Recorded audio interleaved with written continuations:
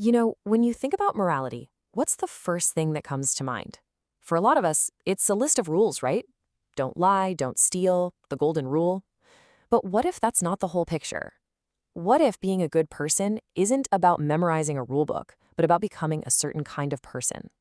Well, that's the powerful idea behind virtue ethics.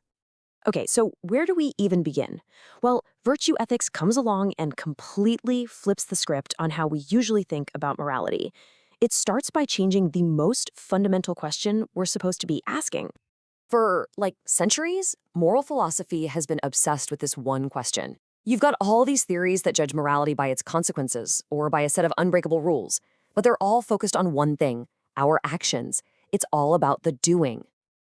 And this is where things get interesting. Virtue ethics, with roots stretching way, way back to Aristotle in ancient Greece, basically says, hold on a second, maybe we've been asking the wrong question this whole time. It suggests we shouldn't start with what to do, but with who we ought to be. And that is the absolute game changer right there. The focus moves from the act itself to the agent, the person performing the act. It's a really profound shift that reframes the entire way we think about living a good and moral life. So, if morality isn't just about following a set of rules, how in the world are we supposed to know what's right? Well, virtue ethics proposes a different kind of moral compass, an ideal person, a role model. At its core, virtue ethics isn't really one single theory, it's more like a whole family of them, but they all rally around this one central idea. Our moral duty is defined by what a truly good person would do and what it really means to live a flourishing human life. This completely redefines what a right action even is, doesn't it? It's not about some complicated calculation or following a universal law. Nope. On the surface, it's much simpler. The right thing to do is whatever a truly good, virtuous person would do in that exact situation. So, instead of reaching for a rule book, we're supposed to look to a moral exemplar. This ideal person is our role model. They provide a goal for us to aim for, something to strive toward, even if we know we're not always going to hit the bullseye perfectly. Okay, but hold on. If there's no rule book, how are we supposed to navigate the messy, complicated real world? Virtue ethicists have a really interesting answer for this.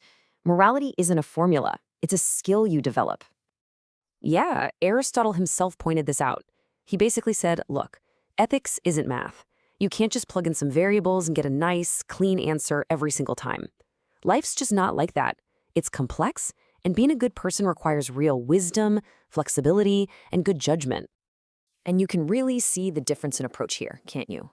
The rulebook approach can feel super rigid, almost robotic, like you're just checking boxes. But virtue ethics, it embraces the mess. It understands that life is complex. It demands that we bring our whole selves to the table, our emotional maturity, our practical wisdom, not just a simple list of do's and don'ts. All right, let's bring this down to earth with a concrete example. Let's talk about a virtue like generosity. According to virtue ethics, being a generous person is so much more than just the physical act of giving something away. It goes way, way deeper. See, for a truly generous person, their character is fully integrated. Their perceptions are different. They actually notice the person in need, while someone else might just look the other way. Their thoughts are focused on how they can be helpful. Their motive is genuine compassion, not just some reluctant feeling of, I guess I should do this. And, this part is crucial, they actually take pleasure in helping. It's this whole package that makes them virtuous, not just a single isolated action. Now, this all sounds pretty inspiring, right? But as with any big idea, no theory is perfect. Virtue ethics has faced some very tough criticisms, so let's get into 3 of the biggest ones. All right, problem number 1. It can feel, pretty vague. I mean, if you're facing a really tough moral decision, being told to just do what a virtuous person would do might not give you the clear guidance you're looking for. What happens when virtues conflict? What if being honest to one friend means being disloyal to another? The theory doesn't offer a simple tiebreaker. And this leads us to an even more fundamental problem. If this whole system relies on having a moral exemplar to guide us, then who exactly are they? How do we pick them? Let's take Winston Churchill as an example. He's often praised for his incredible courage and leadership, definitely virtues. But he also held deeply racist views. The source material notes he once said he hated Indians and called them a beastly people. So how do you square that? Can someone with such a profound moral failing truly be the role model we should emulate? It just shows how hard it is to find a perfect exemplar. And finally, we get to a classic philosophical chicken or the egg scenario. It's called the priority problem. Think about it. Are actions right because a virtuous person does them? Or is a person virtuous because they consistently do the right things? Which concept is more fundamental, the good person or the right action? Now, virtue ethics has a clear answer here. It insists that virtue comes first. Right actions are just what virtuous people do. But, and this is a huge but, many philosophers argue this gets things completely backwards. They'd say an action, like preventing harm, is right for reasons that have nothing to do with who is performing it. This remains a huge point of debate. So, with all these problems, you might be thinking, is virtue ethics even useful? And the answer is absolutely. Despite the challenges, it brings something essential back into our conversations about what it means to be good. The reality is that no single ethical theory has all the answers. They all have their strengths and weaknesses. But virtue ethics enriches our moral landscape by reminding us that there's more to ethics than just what we do in a single moment. So what are the big takeaways here? First, morality is about who you are, not just what you do. Second, being a good person is a complex skill, something you practice and develop over a lifetime. And third, it reminds us that our character, our wisdom, and even our emotions are all essential parts of living a moral life. And that leaves us with a final question to think about, one for you. When you look for a moral role model, who do you choose? Is it a historical figure, a family member, maybe even a fictional character? And more importantly, what virtues do you see in them that you want to cultivate in yourself? Okay, let's unpack this. We are diving into a branch of ethics that fundamentally changes the starting point, really. The whole question we ask about morality. Right. Most ethical theories, whether they're about consequences or duties, they tend to focus on the action. What should I do? Exactly. But the sources we're looking at today highlight virtue ethics, or VE. And what's so fascinating here is how VE deliberately shifts that focus. It's an ancient philosophy, championed by Aristotle, 2,400 years ago. Wow. And it starts with these much deeper, sort of more personal questions. What makes for a desirable human life? What the Greeks called eudaimonia, flourishing. Okay, flourishing. And from there? From there, the key question becomes, what sort of person should I be? The thinking is, well, if we figure out how to be a good person, the right actions will likely follow. That's our mission for this deep dive then. Exploring these sources, looking into the core ideas, the role of character, why morality might be inherently messy. Definitely messy. And the real challenges of, finding and following moral role models, especially today when everyone's flaws seem to be instantly out there. It's a huge challenge. So let's start with the basics. How does this theory actually define what's right or wrong? Well, virtue ethics, it's really a family of theories, but the core idea is that an act is morally right only if it's what a virtuous person acting in character would characteristically do in that situation. Acting in character, so it's not just any action. No, it's about consistency with their established virtuous nature. It totally grounds the morality of an act in the character of the person doing it. Which brings us straight to this idea of the moral exemplar. Exactly. That concept is vital here. The exemplar is someone who sets a fine example. They serve as a role model for the rest of us. So the goal isn't a checklist of rules. Not primarily. The goal is to become like that ideal virtuous person. Their behavior, their way of being, that defines the standard we should be aiming for, even if we, fall short. I think a lot of people hearing this, especially if they're used to more codified ethics, might immediately think, hang on, so are there no rules at all? That's a really common question, and it's important to clarify. VE is what philosophers call ethical pluralism. Pluralism, meaning? Meaning it focuses on that single ultimate standard, the virtuous person's character, but it absolutely recognizes we need specific moral rules, like be honest or act justly. Those are still important. Okay, so the rules exist, but But the crucial difference is VE rejects the idea that these rules are the foundation of morality, or that they're enough on their own. They're more like guidelines that a virtuous person typically follows. They're not the source of the goodness itself. Right. Because the virtuous person, presumably, has the wisdom to know when context demands maybe bending or even breaking a standard rule for a greater good. Precisely. They possess the practical wisdom to see the bigger picture, the whole context. Okay, this is where it starts getting really interesting and maybe a bit daunting. Unlike theories that were really searching for a precise, maybe universal moral guidebook, like a step-by-step manual. Yeah, the dream of a perfect ethical algorithm. Right. Virtue ethicists seem to embrace the complexity. The sources actually call morality a messy area of decision-making. That phrase really captures it, and that's Aristotle basically waving a big red flag. He famously warned us not to expect the same kind of precision in ethics that we find in, say, mathematics. Because math deals in absolutes, but ethics. Ethics deals with human nature, shifting contexts, messy emotions, unpredictable consequences. It's inherently variable. So if morality isn't about just learning rules or doing calculations, what's it about then? What do we need? According to VE, it requires emotional maturity and sound judgment, what Aristotle specifically called phronesis. Consice, practical wisdom. Exactly, practical wisdom. And think about this. If moral understanding was just about having a high IQ, then, a child prodigy or maybe a brilliant but emotionally stunted academic could be our moral guide. Yeah, that doesn't feel right. Virtue ethicists would strongly deny that. They argue moral wisdom needs life experience. It needs emotional integration, a deep understanding of human relationships and their complexities. So practical wisdom isn't just abstract knowledge. It's more like a skill, like knowing how to, I don't know, navigate a really difficult negotiation or inspire a team that's falling apart. That's a great analogy. It demands much more than just reading lots of books. It's this blend of intellectual grasp and emotional training, a real appreciation for life's nuances and, frankly, human fallibility. And part of that is feeling the right way. Yes.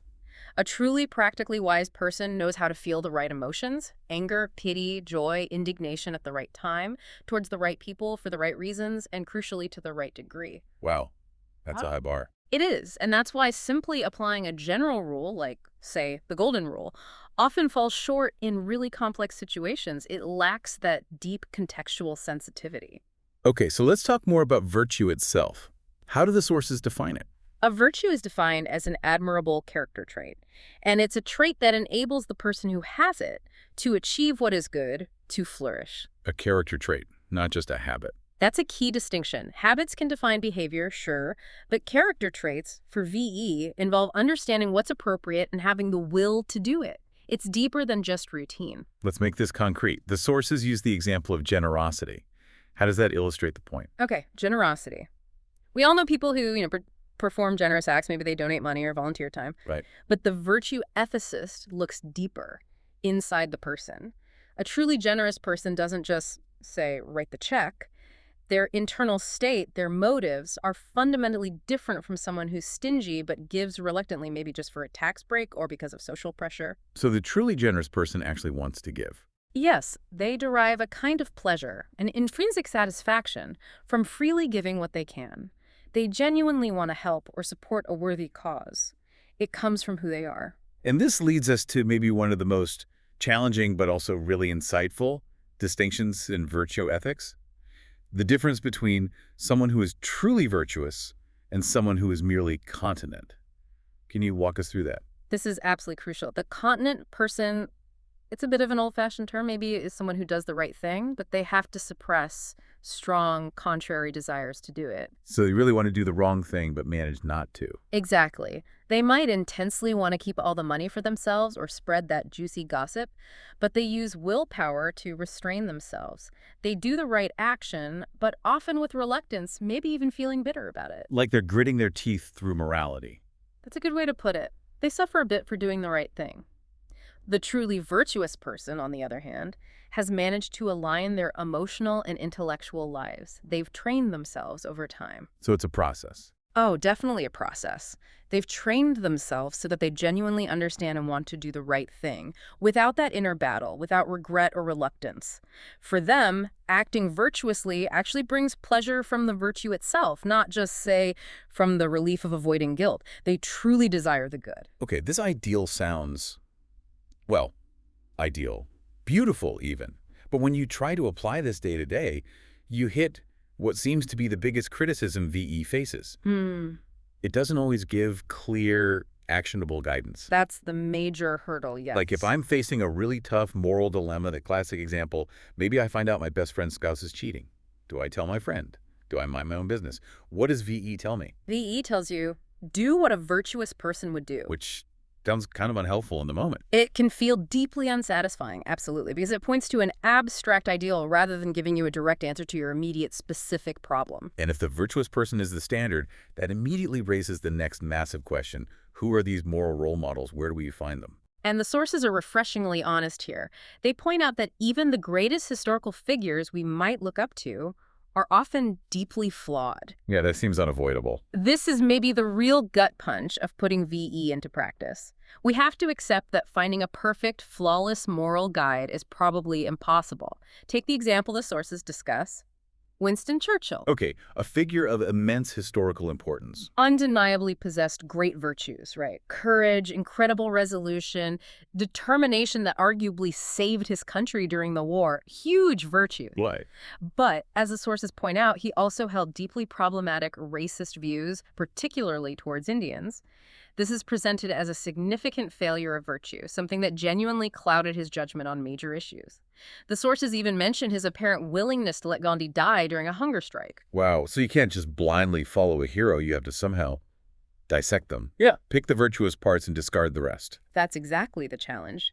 It means choosing and learning from exemplars is this really difficult, ongoing, lifelong project. There's no simple recipe, and it gets even messier when exemplars themselves might disagree. Ah, right. What happens then?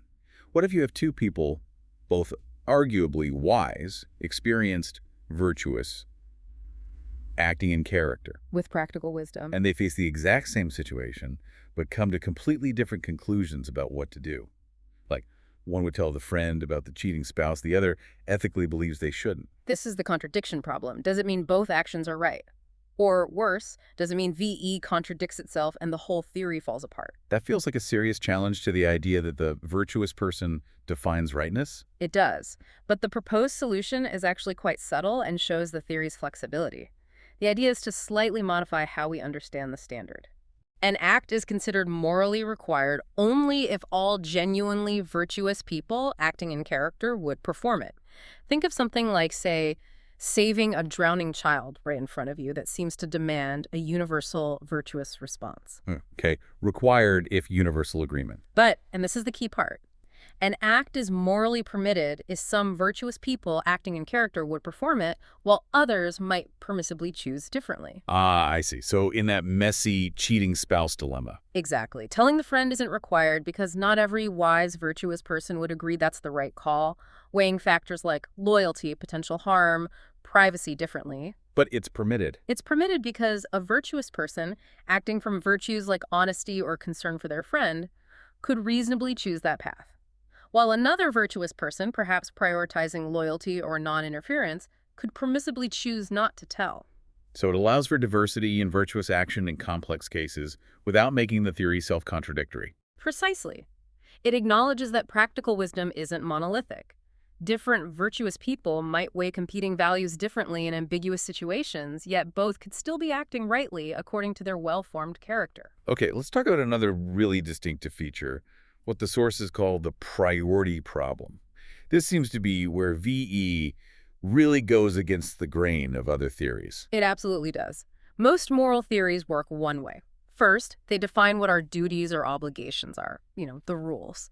Then they define virtue as basically the character trait that helps you follow those rules or perform those duties. Right, duty comes first. VE flips that completely on its head. It argues that virtue has priority over duty. Meaning? Meaning we first need to understand what virtue is and how virtuous people live and act before we can reliably figure out what we ought to do in specific situations. Right action is understood by reference to virtue, not the other way around. I'm going to push back on that a bit again. Let's take a really terrible act, like rape, which the sources mention. Surely that's wrong because it violates the victim's autonomy and dignity, because it expresses contempt. That sounds like the wrongness comes from the act itself, from violating a fundamental duty or right. That's a really important point, and the sources acknowledge that nuance. Certain actions, like rape, seem to possess an intrinsic moral wrongness tied to the harm and violation involved, regardless of who does them. VE doesn't necessarily deny that. Okay. But consider a different kind of case, one where there isn't a clear pre-existing rule or duty violation. Think about that split-second decision to risk your own safety to dash into traffic and save a child who wandered out. Right, an act of courage. VE insists that act is morally right because it's precisely what a virtuous person, someone courageous, compassionate, would instinctively and characteristically do in that moment. In situations demanding exceptional virtue, judgment, and perhaps sacrifice, the virtuous person's characteristic response defines the moral status of the action. The rightness flows from the virtue expressed. Okay, to really see this focus on character in action, the sources give us some powerful real-world case studies. Let's look at Jeffrey Wigand. Ah, yes, the tobacco industry whistleblower. He had signed a strict confidentiality agreement, a clear contractual duty, but he broke it to reveal information about major public health dangers caused by cigarettes. He faced huge personal costs, lost his job, reputation attacked. Vilified by a powerful industry. But he maintained he was acting on a moral imperative. How does VE view that? Well, a virtue ethicist wouldn't primarily focus on the broken contract. They'd look at Wiggins' character. Did he act out of courage, truthfulness, a deep concern for public well-being? They'd likely argue that his virtuous character traits provided the overriding moral guidance, compelling him to prioritize the greater good over the lesser duty of the contract. His character defined the right action in that complex conflict. Now let's contrast that with someone like Mother Teresa, globally acclaimed for her service to the poorest of the poor. An icon of compassion for many. Yet, as the sources note, also faced serious criticisms. Harsh conditions in her facilities, a very dogmatic, fundamentalist approach sometimes, even questions about how donated money was used. Right. This case throws the moral exemplar problem into sharp relief, doesn't it? Here's someone widely seen as embodying service, yet also marked by significant documented faults. So does she count as an exemplar? And if she does, how do we navigate that? That's the tough question VE forces us to ask. We'd have to critically assess which traits are virtuous and worth emulating, perhaps her resilience, her dedication, maybe her compassion in many instances, while simultaneously recognizing and rejecting other aspects, like maybe a perceived harshness or dogmatism. It requires careful discernment, not blind worship.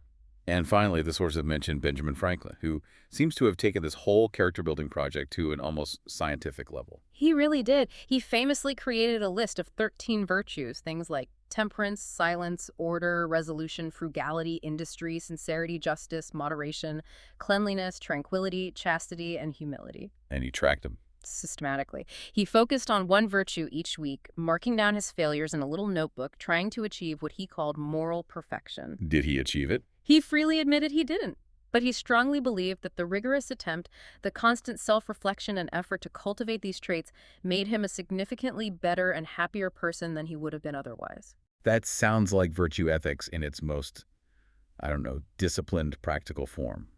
The daily work of shaping character. Exactly. That conscious effort, that dedication to self-cultivation and reflection, that is the practice of virtue ethics. So wrapping this up, virtue ethics offers this really rich, maybe more holistic framework. It centers on character, on emotional intelligence, practical wisdom, and ultimately human flourishing. It definitely avoids the pitfalls of trying to find a simple mechanical formula for every moral problem. It embraces the complexity. But as we've seen throughout this discussion, it places a huge demand on the individual. It requires constant reflection, self-awareness, and really good judgment from you, the person trying to live ethically. The path isn't mapped out for you. Right. It essentially replaces the quest for moral certainty with the challenge of moral development. It suggests that the journey towards becoming a better person, that struggle and growth, is maybe the whole point. Okay, here's a final thought for you, our listeners, to chew on, something that builds on this idea of the demanding nature of VE.